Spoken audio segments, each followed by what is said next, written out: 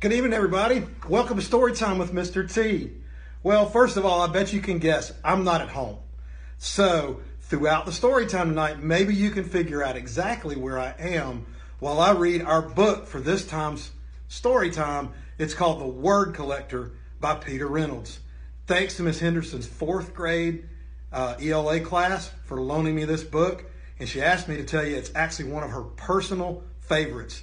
I think you'll really like this story. It's an awesome, awesome book. So why don't we get started? But what am I thinking? Let me introduce you to my friend right here. This is one of our pumpkins in our character reading decorating pumpkin contest in the media center. And we've got so many incredible pumpkins that the students decorated. And obviously I think you can figure out exactly who the character is, but we don't know exactly what student and what grade level this came from, but he's going to be joining us and reading along with us as we go. So let's get started. The Word Collector by Peter Reynolds.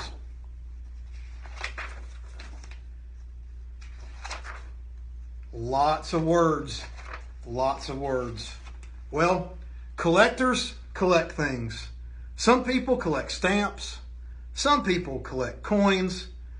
Others, they collect rocks. And some collect art. Some kids collect bugs. Other people collect baseball cards. I did that when I was a kid. And some people collect comic books, and lots of them. But you know what? Our character's name is Jerome. And what did Jerome collect? Well, let's see. Jerome collected words. And the first word on his list is, I wonder. I wonder. What does he collect? Well, he collects lots of words. He collects words that he heard.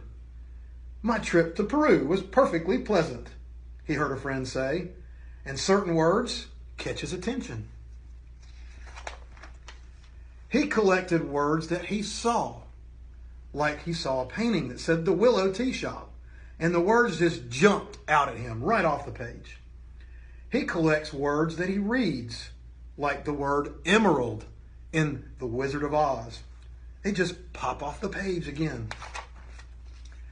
Short and sweet words like spark, bloom, drift, and dream. Two-syllable treats like treasure, motif, whisper, candid, hover, and glimmer. And multi-syllable words that sounded like little songs. Guacamole, geometry, kaleidoscope, wonderful, and symphony. All these words have so many cool sounds. Jerome loves words, and he found some words he did not know the meaning of at first, but they were marvelous to say, like aromatic, vociferous, and effervescent. There were words whose sounds were perfectly suited to the meaning, like molasses, just sounds sticky. And smudge, well, you have to look at it to see it, but there's a smudge. Torrential, like torrential rain and downpour. Bellow, like the lion bellowing out his roar. And Tyrannosaurus Rex, well, his name sounds scary just like he is. Jerome filled his scrapbooks with more and more of his favorite words. There he is. Look at all those words he's got. Jerome's collections grew.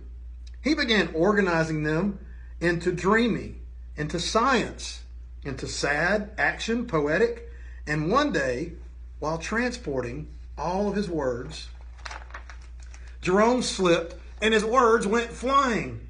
And with him, the same thing. He went flying everywhere and his words were all over the place. He began to pick them up. He noticed his collections had all jumbled together. Big words like infinitesimal next to little words like blue. Sad words like silent or hurt next to dreamy words like dream or cloud. Jerome began to think. He began stringing words together like whisper, symphony, electric, peace.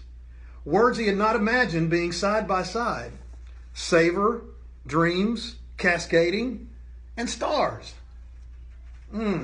He found some words.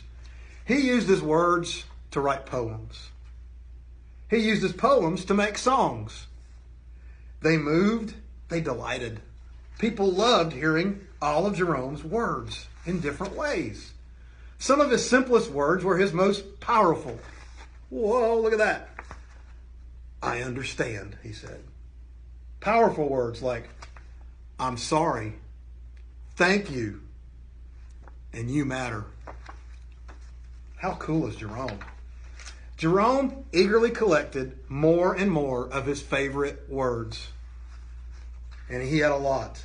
Molecule, brilliance, peace, waterfall, infinite, hugs, harmony, gaggle, bungalow, you name it. He had a word for just about everything.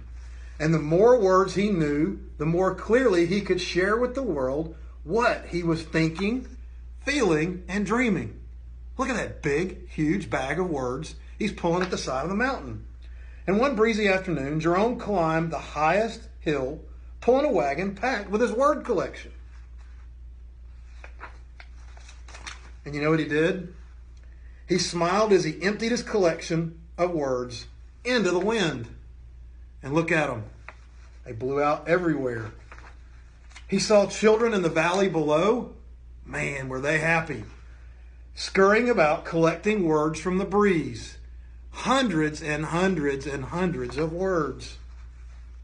Hope, fear, change, happiness, love, matter, you name it.